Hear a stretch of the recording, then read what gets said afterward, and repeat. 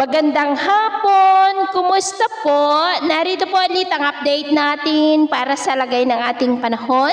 Ngayong hapon po ng May 5, 2025. Sa ngayon po ay iba't ibang weather system pa rin ang nakakaapekto po dito sa ating bansa. Mayroon pong intertropical convergence zone na nag-extend sa may Visayas at Mindanao at easterlies naman ang nakakaapekto lalo na po sa silangan ng Luzon. Ang sama ng panahon nating binantayan na tumawid sa ating kalupaan ay malayo na po, nandyan na sa may West Philippine Sea. At sa ating long range forecast, wala pa naman pong bagyo na namamataan na tatawid sa ating kalupaan for the next 5 to 7 days.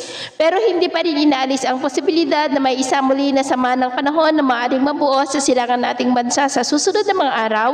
At ang development muli niya ng ating babantayan kung matutuloy po o hindi. At sa lagay ng ating panahon, ngayong hapon ay nakakaranas ng cloudy skies with isolated rains sa malaking bahagi ng Mindanao, Visayas, ilang bahagi po ng Southern Luzon, maging sa ilang bahagi ng Metro Manila, Central Luzon, Ilocos Region, ilang bahagi ng Cordillera at Cagayan.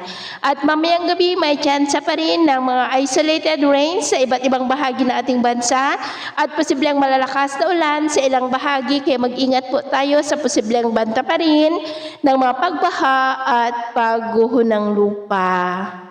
At sa atin naman pong mga baybayin, wala naman po tayong nakataas na namang gale warning signals, pero iba yung pag-ingat lamang po kung papalaot tayo para po mas makaiwas sa mga sakunang pangkaragatan. So, ito lang latest update natin sa araw na ito. At pumili si James na nagsasabing sa kahit na pagsubok po na darating sa ating buhay, huwag na huwag po tayong mawawalan ng pag-asa. Thank you and God bless!